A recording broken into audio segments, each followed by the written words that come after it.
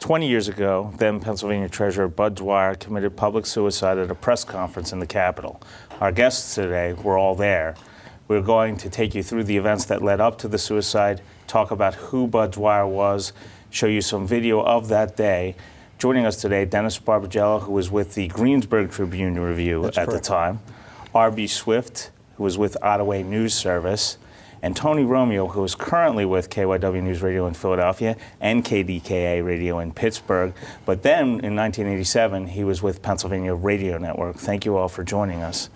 RB, I'll start with you. Can you give us a little background into the scandal that led up to Treasurer Dwyer's suicide?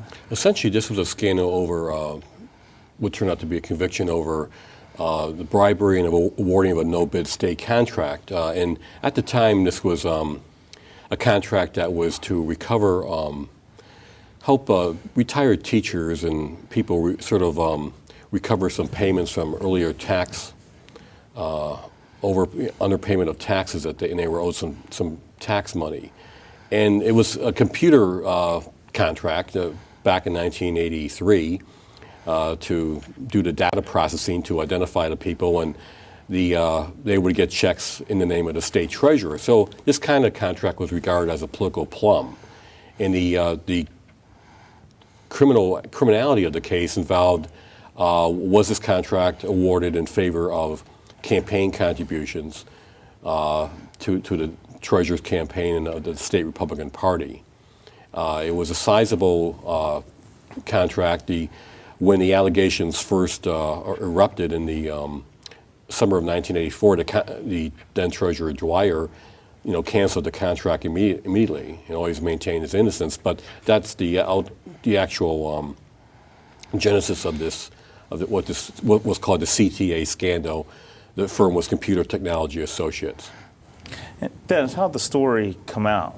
Well, what happened essentially is this guy named John Torquato, who has a big known name up in the Johnstown-Cambria County area, came into the state from California.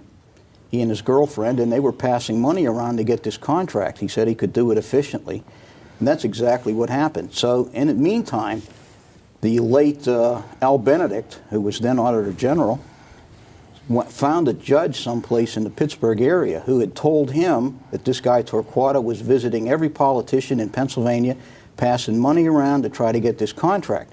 And apparently he had talked to a lot of legislative leaders in both parties. And that's how this whole thing came down. It was Al Benedict that was going to expose the scandal at a Monday morning press conference. I had the story on Sunday's front page the day before it happened. And it was amazing. I was getting calls that weekend at home from as far away as Mexico City, from some Pennsylvania politicians who were down there on whatever business, telling me that this is going to happen and why it's going to happen and how it's going to happen. The irony of this whole thing, Bill, is despite all of the scandal, not a dime ever changed hands. Nobody got any money, not 1 cent.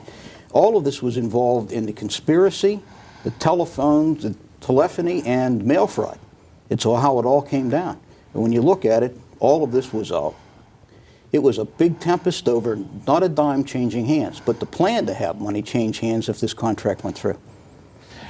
Tony, in terms of you in Harrisburg at the time, I know you were at the event, but before that, was it big news? Was it something people were talking about? Oh, certainly. There was a lot of coverage of the trial. I don't know that it was something that dominated the political scene in Harrisburg. It was a big story, sure. And RB, Dennis said no money changed hands here. What, I guess, would this scandal be viewed differently today? No, I don't think it would be. This was what, at the time, there was a phrase for this kind of thing called pinstripe patronage. Mm-hmm. And this was a reference to that. Now it's called pay-as-you-go, pay-to-play politics. The idea that the major contracts, the money that's going on in Pennsylvania, if you have some political or political favoritism, you'll get that kind of contracts. At that point in Pennsylvania history, the old line, what they called the old patronage politics of PennDOT jobs, have pretty much been eliminated. The idea that you would, pay money to the party committee, 2% of your salary so you would have a job as a laborer on the road crew. that sort of politics had ended in the late 70s in the post-Watergate change, but there was still, and even there's still people today who contend that there is still, a climate of, pay-to-play politics. In this case, the prosecutors felt that it had crossed the line from pay-to-play into actual bribery. No, and you can back me up on this, because after 20 years it's a little hazy, but I believe in the address that he gave at the fateful day. One of the points he made, Dwyer, was that this whole situation was something that was not uncommon in Pennsylvania, and that he was taking a fall for it, if I remember correctly. Yes, and much of we've had changes in Pennsylvania politics in regards when perceptions have changed about corruption, which or ways of doing business in Pennsylvania. You will often see sea changes in public attitudes. It happened right after Watergate in Pennsylvania. This was another period. There was a period in the early 1990s when it happened. And some people could argue we're in that today, when people's attitudes about what's acceptable business changes. And certainly Bud Dwyer felt that he was being singled out for something, that everyone else was doing. And the irony of the whole thing is that Al Benedict, the late Al Benedict, later found himself caught up in a scandal over selling jobs in the Auditor General's department. One of his top aides went to prison. And if I recall correctly, Al Benedict himself, entered a guilty plea and did some time as well. And the fallout from that job-selling scandal was monumental in Pennsylvania. It was one of the things that the federal investigators carried on for years. And it went on even after Al Benedict was out of office. The investigation into Treasurer Dwyer, Dennis, how did it went into federal court then, right? It went into federal court, and the trial was conducted in Williamsport up in Lycoming County. They wanted it away from Harrisburg. I don't know why, but the federal prosecutors didn't want the case tried in Harrisburg in the federal courthouse across the street from the state capitol. So it was up to Lycoming County in Pennsylvania's timberland, literally. We have a clip of Bud Dwyer coming out of the courthouse at one point in time. Can we take a look at that? And he takes out a camera here and actually flashes a picture of the media. RB, what was he like throughout that? He seemed in that clip to, have some personality. Bud was a good old boy. He was the first politician I ever met and covered as a reporter, because I started my career in Meadville, Pennsylvania, which was his political base. And he was a big bear of a man. He was a tall man, over 6 feet tall, would wear cowboy boots, and he had quite a rural personality. Oftentimes we're focused in Pennsylvania on the politicians that come from Pittsburgh and Philly. Our governor, some of our governors from Pittsburgh, like Governor Thornburg, but we also have a tradition of rural politicians. And Bud certainly fit that bill. He was, I wouldn't say he was more a personality politician. His political routes, he had been a teacher, and he had always had ties with the teacher union and education establishment, but he was not an issues politician by any stretch of the means. He was a very ambitious man. He wanted to be governor, the late Governor Raymond Schaefer, who died about 2 months ago, had come from Meadville too. So if you're a young Bud Dwyer in the 1970s, this didn't seem out of reach. But he was bestowed the moniker of the bumpkin from Meadville, was he not? Which he embraced, as I recall. Yes, he was not an articulate man, and when the scandal broke, he was not a cool media presence. He tended to sweat a lot in front of the cameras, and so that also maybe might have reinforced that image. He was once again a very friendly man if you would encounter him. But once again, we also don't really. This episode sort of taught me that you really don't know who. Oftentimes, we really don't know all about our public figures. They show us what they want us to see. Yeah, he often bragged about being born in a log cabin. He told me that story more than once about how he was born in a log cabin and he worked his way up and eventually went to law school. He became an attorney while he was a state senator. And he ran for the state treasurer's office because nobody else wanted to run that year. They were up against an old man from Cambria County named Bob Casey, was not the real Bob Casey, who later became governor. And he beat this guy in a surprise. I remember calling him that night and saying, "You won." He couldn't believe it. He was the throwaway candidate because he just had another 2 years left in his Senate term, so it just didn't matter. Tony, you mentioned he seemed to embrace that term. Did you say bumpkin? He was labeled The bumpkin from Meadville. He embraced that. I mean, Seemed my recollection is that he sort of reveled in that image of somebody who had come from humble beginnings and had achieved success. Dennis, did you think he ever thought he'd be convicted? He was thoroughly convinced, I think, in his own mind that he was innocent, and I think he was thoroughly convinced that he would have been exonerated. I really do. I remember running into him in December before the fateful day, and he was supposedly at a prayer breakfast meeting of some powerful politicians in Harrisburg, and he was shunned. And he asked me on Commonwealth Avenue behind the Capitol one cold day, he said, "What's the word?" I said, "You got shunned at this meeting." He said, "I know." So I didn't do it. I'm innocent. And this was after the conviction. This was while he was awaiting sentencing. He said, "I'm telling you, I just didn't do it, and it's going to come out that way that I'm an innocent man." He thoroughly had convinced himself that I think he was innocent. And in fact, on the day, he passed out a statement with about, 27 or 28 pages, and he passed out everything but the last page. Yeah. And there was one final paragraph that he was going to read after he brandished the gun, and he never got to read that paragraph. But as I recall, I had to keep qualifying. Right. It was 20 years ago, but my recollection was that in that paragraph, he said that he was doing this. He was going to commit suicide to prove his innocence. That if people saw this on the front pages of newspapers around the country, they would know that he was innocent.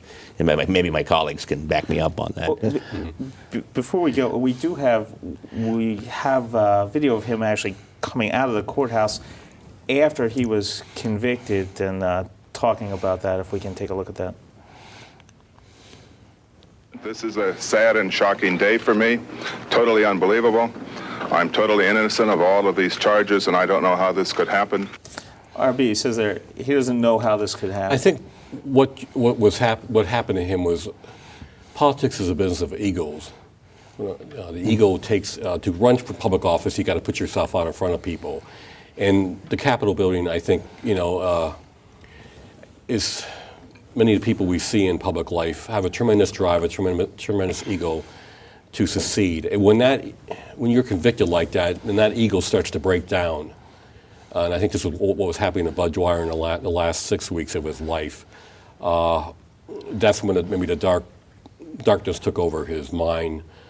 But there was also the question of whether some people said that Bud was very naive to be a treasurer, but he'd also been in the rough and tumble of Pennsylvania politics in Northwest PA in the late 70s when there was a lot of there were trials going on into political corruption, and so he was well aware of that world. He operated in the world, but once again, his defenders often said that he was somewhat naive about some of the exactly what's a quid pro quo kind of thing. They always maintain that, but in that statement there, you can clearly see the beginning of the breakdown of his mind.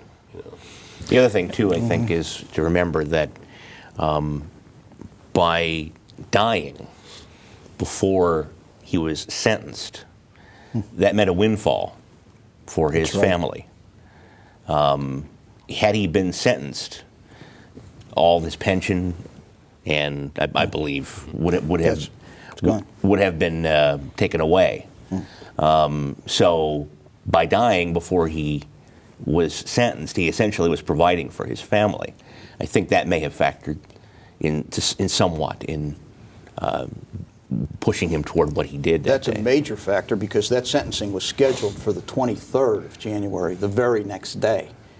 And what really caused a lot of confusion in the Capitol is Bob Casey, the real Bob Casey, had taken office as governor just 2 days before, on the 20th. So everything was in a state of flux. Everything was, the new administration's coming in. Bud Dwyer's due to be sentenced. We were called into a press conference. We thought, many of us thought, that he was going to announce his resignation so that he would have been out of office. He could have preserved that pension and those benefits. The total of the benefit package to his family, as I recall, was just a little bit over $3 million. So that's what a lot of that was all about, too. He wanted to make sure that his kids and his wife were well off after he was gone. Dennis, if he had resigned, would it have had the same effect? Or if he had resigned, he would have been legally out of office before the sentence was imposed, and that would have preserved the pension. That's the way it was explained to us at the time, way back when. So, but he chose instead to take his own life, and he chose instead to take his life in front of the world, literally, to make a point that he claimed he was innocent and he believed it. RB, this was very public. I mean, lots of cameras, lots of press. Yeah, any insight into why someone would do that publicly? He was very angry in that last statement. He said he'd been treated like a piece of meat by the press. So there was a lot of anger in that statement. And I think, once again, there have been reports coming out all through that period of his mental state. There were people worried about it. As reporters, we went in there thinking, what choice does he have but to resign? And that taught me something about making assumptions about people in these kind of situations. I always have felt the way he controlled the event, there was never an opportunity for any reporter to ask him a question. And who knows what kind of question, if they'd been tossed out, it could have been a very snide question, and how he would have reacted to that. I know from my own case that the minute I saw him pull out the gun, I thought there was a chance he was going to take us out, and I was getting ready to hit the deck. So I thought what his mental state was at the final moment of that, as far as how far, whether we were in the room or in jeopardy or not, will always be a mystery. I guess I was always struck or found myself thinking a lot about how you plan something like that and then carry it out without hesitation. I always thought that was remarkable, for lack of a better word. He had this long statement. As I recall, it was a half an hour. Right. Because I was recording on a tape recorder, cassette tape recorder, and I had an hour cassette in there. And I had just finished one side, hit eject, flipped it over, put the lid back down, hit play and record on the other side when the commotion started and he had pulled out the gun. And he had set up his office, if you remember. He had tables set up so no one could get to him. Created a barrier. He created a barrier. And he did it without hesitation. I mean, that to do something like that in public still spins my head around when I think about it. Keep in mind, Bill, one thing he did when he pulled the gun out and everybody got nervous, in reference to RB's concern about whether he was going to take out the press corps, pulled out the gun and he said, "Stand back, this could hurt somebody," which was an indication to me that he didn't want to hurt anybody else. He had no intention of causing anybody else any harm. Before we keep going with this, we do have a clip of the. This is actually a part of the speech we're going to take a look at now on that day, if we can take a look at that. We have worked diligently for the last 6 years to modernize this department. We've taken it from an antique into one of the most widely modern and recognized Treasury departments in the United States. Needless to say, this is what I would like to be remembered for. But I know, my obituary and everything else will have CTA, and that is all I will be remembered for. Dennis, I mean, looking at that now, I mean, were there any clues in his speech about? I had concerns. I had told several people in politics and out of politics that I didn't think Bud was going to do jail. I just didn't think he could emotionally stand to do jail, and I was concerned about it. I thought if he was going to do this, he would close a garage door, turn a car engine on, or overdose on some sleeping pills or whatever else. I just didn't plan on such a massive public display of ending your own life to make a statement. I just thought he would do it quietly. And in fact, couple of days before that, I had just got the kids off to the school bus, and I was just sort of in that alpha state right before I got up and shaved and showered for work. And I was listening to the radio, and they were talking about rushing somebody to Hershey Med Center on a suicide attempt. And I remember calling somebody in the newsroom and saying, "Is that Bud Dwyer?" It turned out it wasn't. That was about 2 or 3 days. It was, I guess, the day after the inauguration. And then couldn't find him the day before his press conference. Just couldn't find him anywhere on the 21st. Looked all over the place, all the political watering holes, everything in Harrisburg. He wasn't around. Tried to call him at home, no answer. He was out having dinner, a farewell dinner with his family. Never told his family, though, that it was a farewell dinner. It was like a pre-sentencing dinner. And then the next day, he pulls out a .357 Magnum. The .357 Magnum's a powerful piece. You know, you don't hurt somebody with that. You take them out permanently. And I knew there was going to be trouble that instant. My recollection is that as a radio reporter, as often in a case like this, I filed a story for my news operation, which had mostly background of about Dwyer, about the case, and I was simply waiting for him to say he's going to resign. Then I was going to duck out of the room and call my desk and say, "Okay, put the lead on it, and you can go with the story." And I just remember turning page after page of this statement, and I turned to one of his press aides, and I said, "What's he doing?" And the gentleman said to me, "We don't know." And even then, I didn't have any inkling until he pulled out the gun, and then oh, that's what he's doing. And what's odd about that is that I tend to be the kind of person who thinks that crazy stuff like this can happen, but it had never dawned on me that on that day that's where he was going.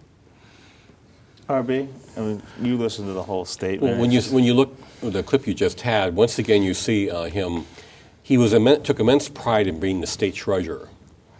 You know, you would say it's the oldest constitutional office, and take people on tours of the vault. Well, you know, it's not really a high-profile office, and Pennsylvanians think of the governor, really. But we have a lot of these other secondary statewide offices that people don't really think about. So once again, we're seeing him going on and on about 23 pages on his accomplishments and all he had done, and watching this world crumble, this recognition of him, as a Pennsylvania public official.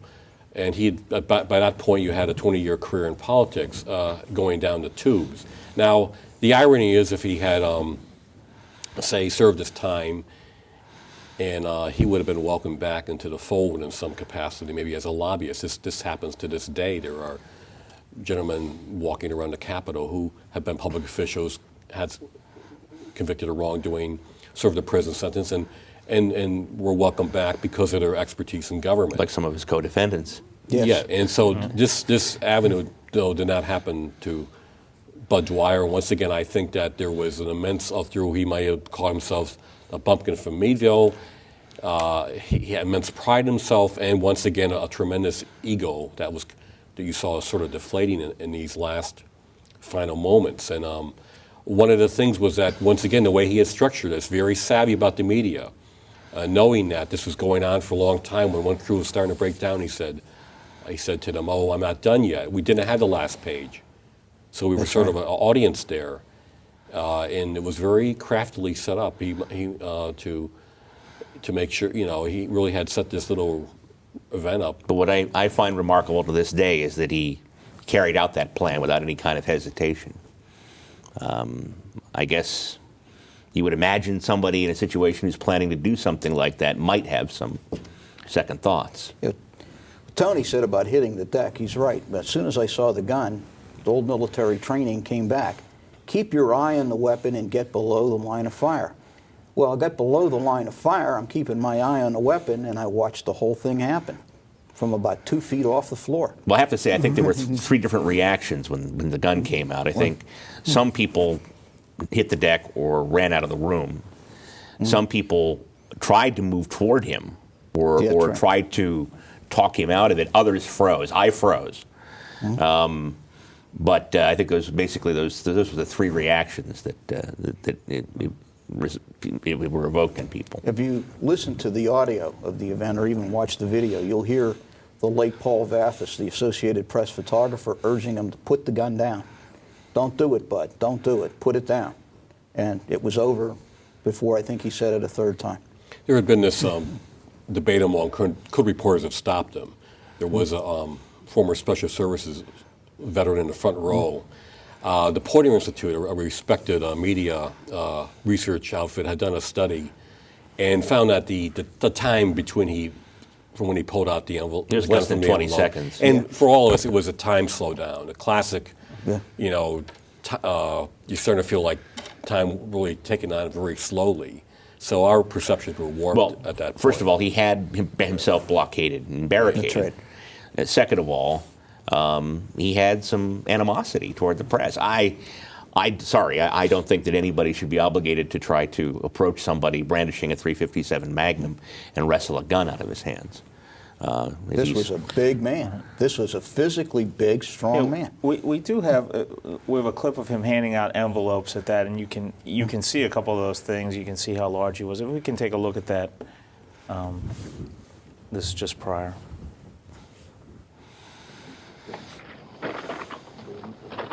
You can see how large he is and how everyone's. When I no, please leave the room if this will. If this will affect you. Don't. This will hurt someone. Don't do that.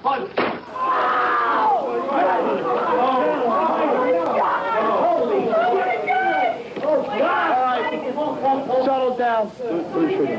Don't panic, please. Don't panic. We deliberately froze that and just let the audio stay where it is. But I think you can see what you were referencing, RB, there, that he was blockaded there and how large he was. And there was almost no time to react. That's right. What, I guess,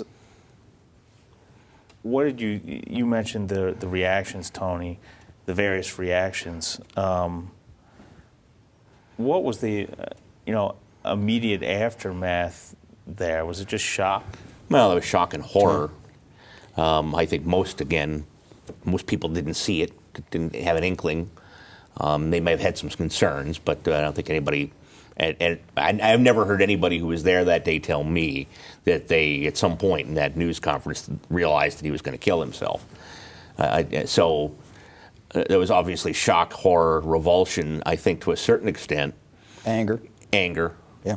But I think to a certain extent, in the immediate moments afterward, my first reaction was, well, you got to get somebody in here to get him help. Even though when somebody puts a .357 Magnum in their mouth and pulls the trigger, there's not much you can do for them. But that was the first momentary reaction. But at some point, your journalistic training kicks in.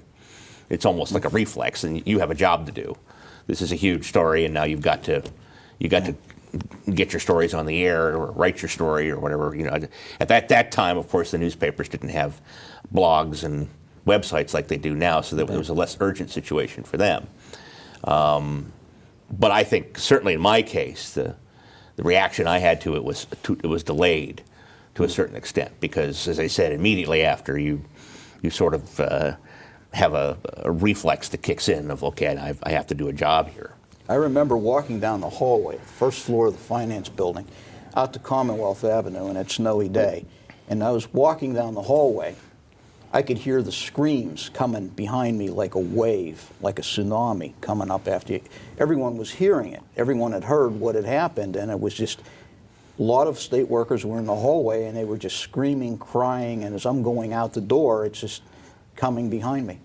A lot of people were angry. I was angry, too. The thought that he had put us through that without any warning just really angered me. I went over to the PUC, which was then in the North Office building, and I made my phone call to the editor. I said, Bud Dwyer just blew his brains out, and everyone in that office just froze. Just absolutely froze. I just walked in and grabbed the phone. It was the first free line I could get, and I remember saying it, and just everybody in that office just came just silent. You could have dropped a pin on the floor, on a carpeted floor, and heard it bang. It was that silent. And I just thought, now I got to go put this whole thing together. Yeah, as a journalist, I think over a career, you will see your share of, especially recovering public official, your share of tragedy and triumph. And this definitely was the ultimate tragic situation. And I think for most of us, like myself, the journalistic training kicks in. In fact, when you were playing the clip just now, the volume of sound sort of took me aback because I don't recall hearing that volume of sound right in the aftermath. It's sort of, did it sound that loud? Because it was still the first few moments you're still in your own little world. But that night I did get angry at him. And because I had met his kids and knew his family. And I was angry at the impact on them. The longer lasting lesson is once again, as a reporter, you learn never assume something.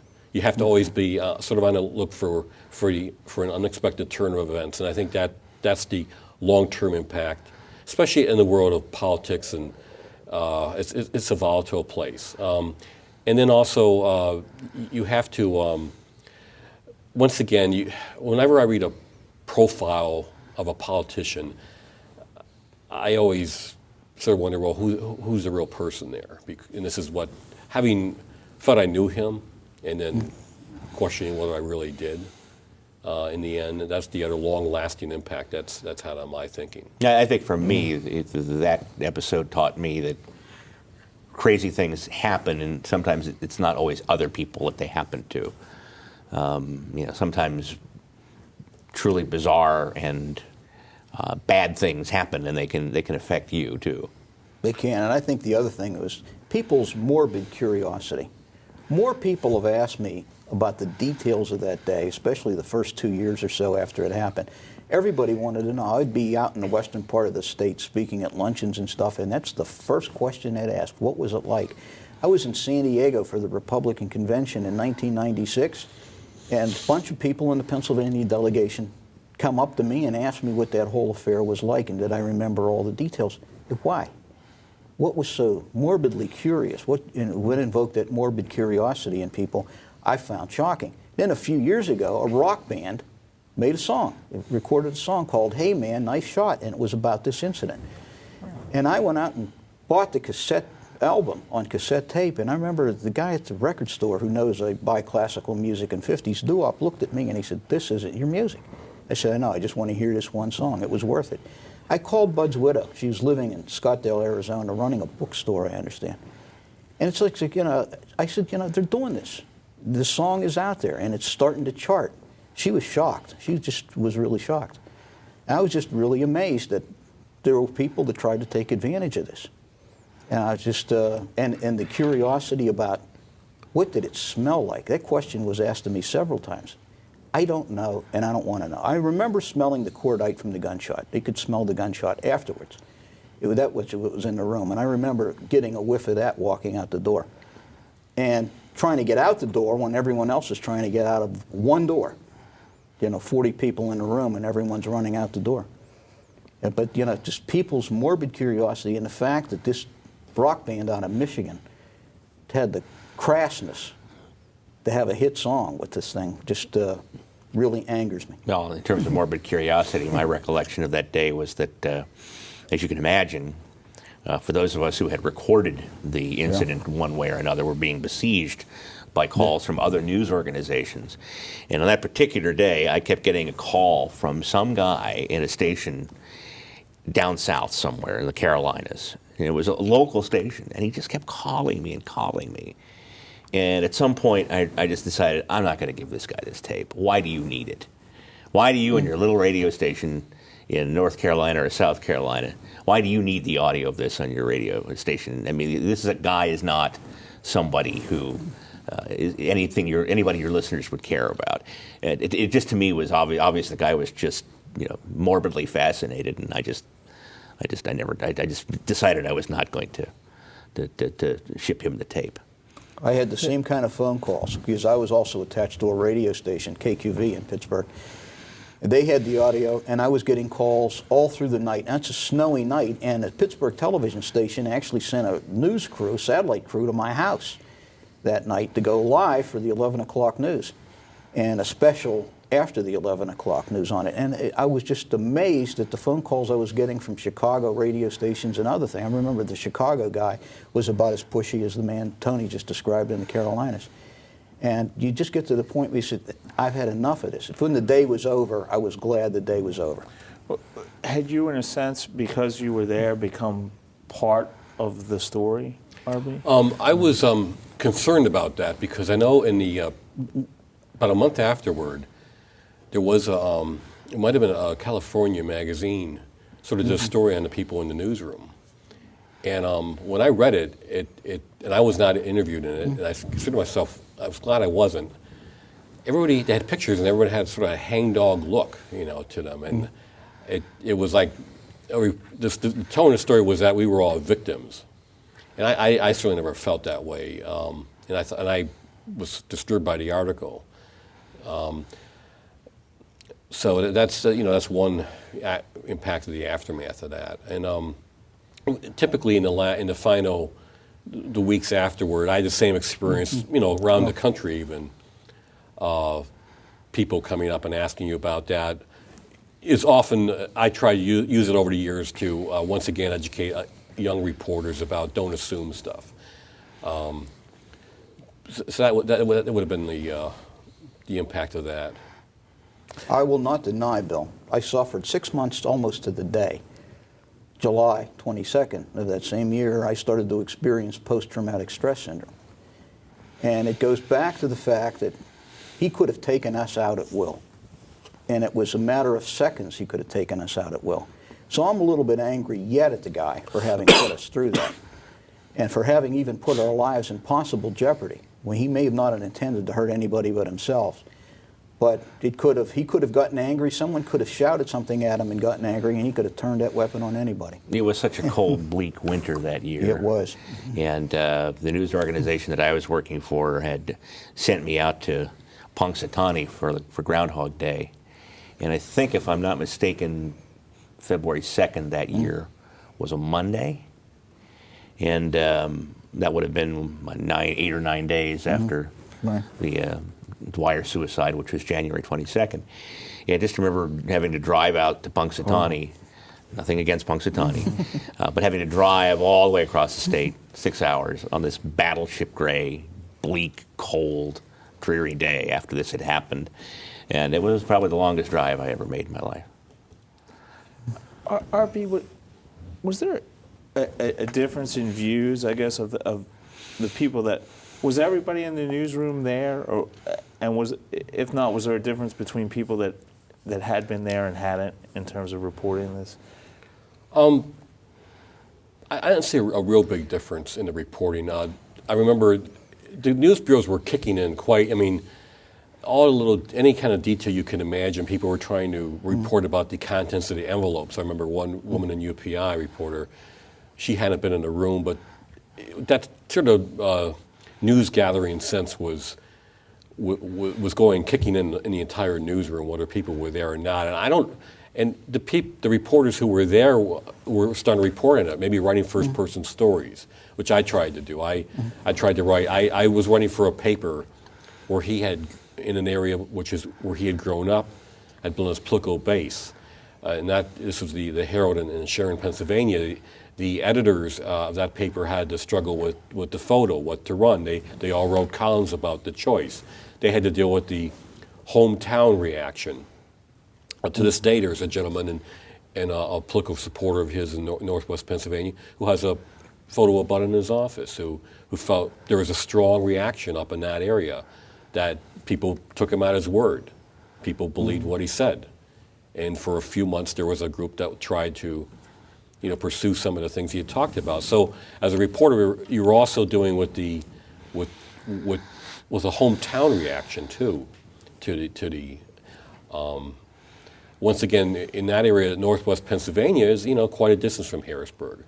So the maybe identification with state government that many people have in this town may not be as strong there, and all of a sudden it was hitting home to them in a personal way. Bud Dwyer, as a senator, was the kind of person where busloads of people would come to his inaugurals. When he was start a new term as state senator, you see they'd have a busload. They called it the Golden 50th. It was the 50th senatorial district. Who knows why they called it that? Maybe it was something, maybe it was that folksy nature of his. So you're trying to put together your feelings about this person you had known in one context and then the horrific event. And of course, there's the whole media ethics debate that followed the coverage. The decision by some news organizations to not do what you did just a little while ago and showing the video and altering it in some way to spare unsuspecting viewers of the shock of what they were going to see. There were no news organizations, TV news organizations, that ran that video uncut, interrupted broadcasts to run that video uncut, and that touched off a firestorm of debate afterward about the ethical. It also ended some careers. That decision ended a few careers in broadcast journalism. By the way, the envelopes he passed out to his key aides right before the incident were farewell notes and thank you notes for all of their service. And the instructions were, don't open this until after the press conference is over. So that's what was in those envelopes. And people have asked me, have you seen any of those notes? Frankly, no, I haven't. And that's between he and the people he gave them to.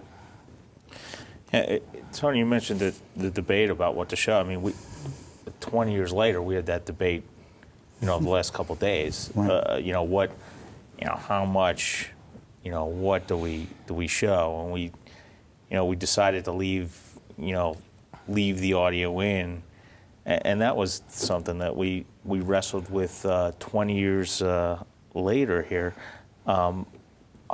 RBD, you think things are and obviously it wasn't a news event happening now, but you think things are different today in terms of what we'll be showing or what people would be showing, or are we on the same path, just different types of distribution? When I became aware that the show was in the works, I started thinking of the Saddam Hussein execution of just a few weeks ago, and the video cell phone images that got out on around the world and got onto different things like YouTube and that sort of thing. And I think today back then, as far as newspapers, it was a black and white photo. For the stations that were some local stations carrying it live, there was an ability to edit it. Today, that image would be in the domain. It would be out there all in. Once again, it would be, but it would run its little course because just like 20 years ago, the Dwyer event didn't lead to any big policy changes. It didn't lead to what he wanted this overhaul of the criminal justice system, and that didn't happen. So it would have run its course. It would pop up as people take images and use them in different venues. You would have seen that event like that today making its course into songs on a greater degree than it did even before with Dwyer. But at some point, the image would have been used up. I guess the hypothetical question, though, is how would that affect news coverage today with the knowledge that a video clip like that would be available anywhere on the internet, uncut? Would news organizations be more inclined to run the video unedited 20 years later? I will tell you, interestingly, when we were, looking for that because we weren't around 20 years ago, there were places that were very reluctant to give it to us. Actually, we did get it from someone on the condition that we wouldn't say who it was. And usually people are looking for credit. But also, interestingly, I think we found it at about 7 or 8. We couldn't use it for broadcast because of the quality. But it is all. There's 7 or 8 copies on the internet available. And some of them are very poor, yeah. Today, and that actually surprised me.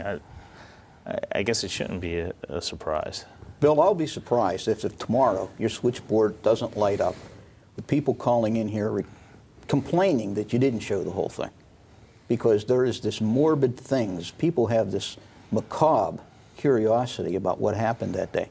I would bet if you were allowed to videotape an execution, your ratings would go through the roof because people are just morbidly curious, that sort of strange way.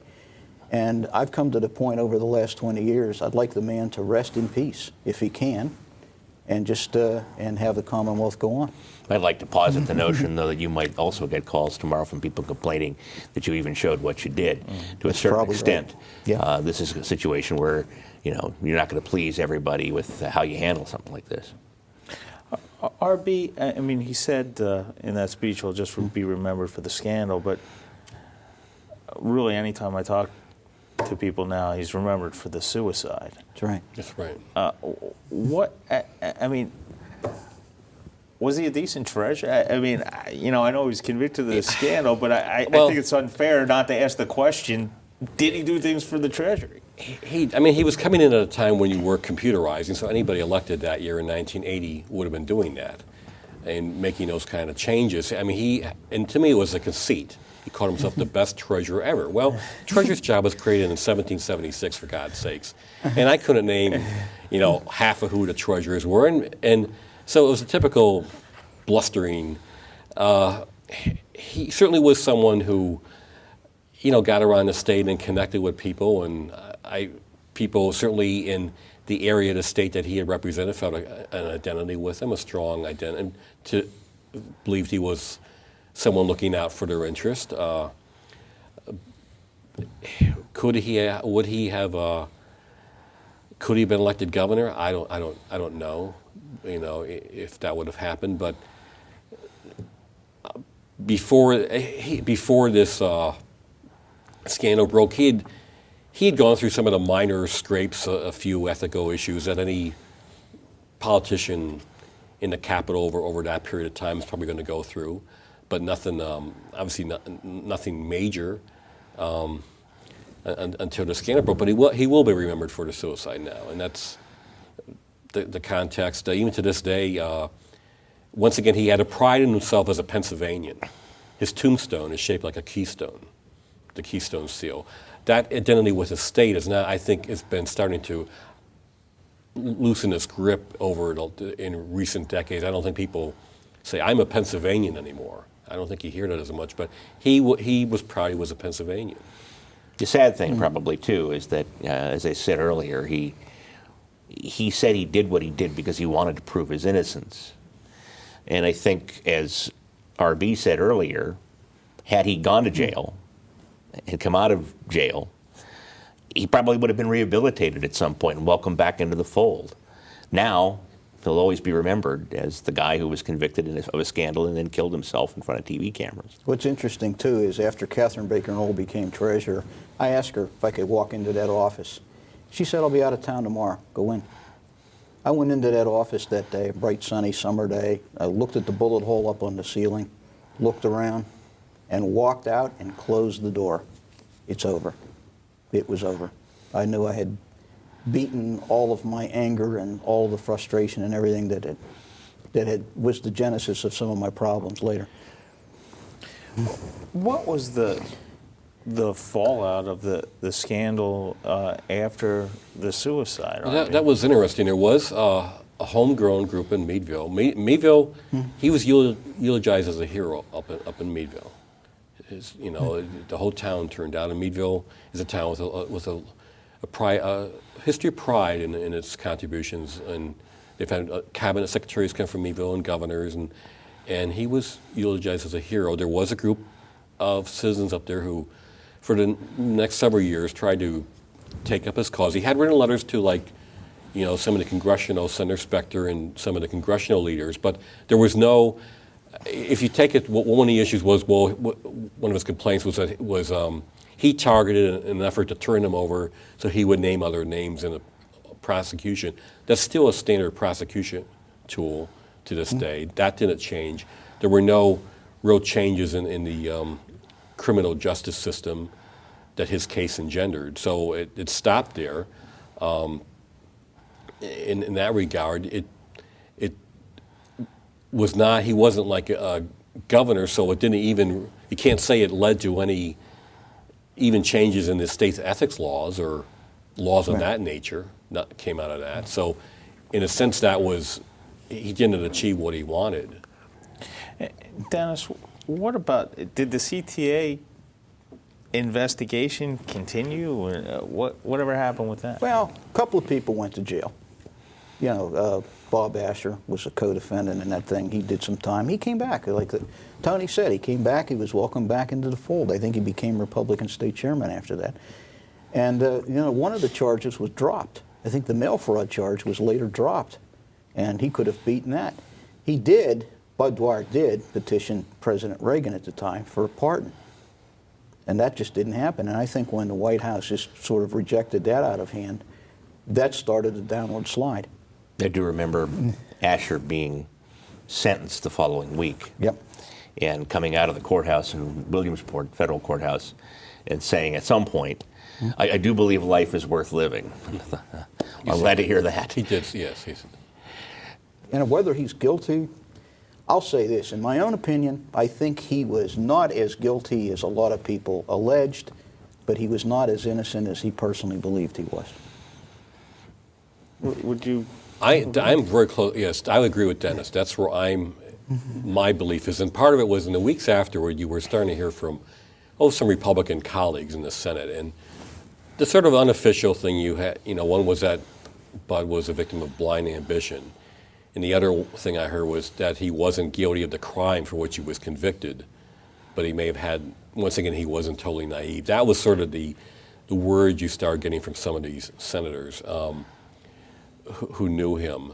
And the thing is, as far as, like I said, any exoneration, there were some reporters who did attempt to, from the major newspapers, spend some time really trying to track into his charges. He said some horrible things about Governor Thornburg, for example, and they just didn't find any.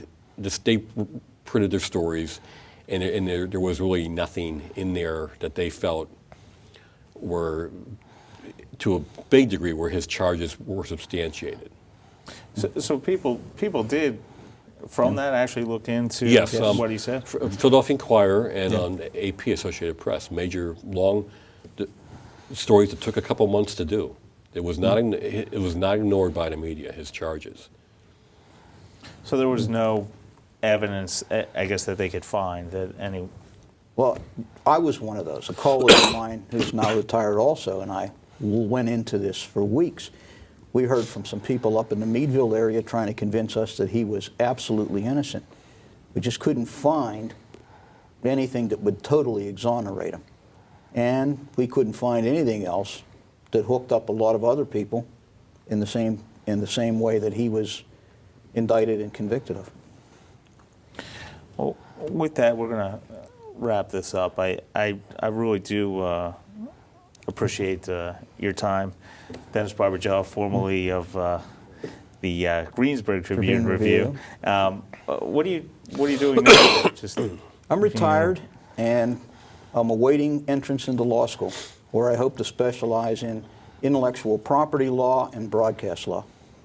And RB, you were with the Ottaway until not too long ago. Just about till December 31st, the company that owned Ottaway, Dow Jones, had sold about half the papers, and that led to the closing of the Harrisburg Bureau.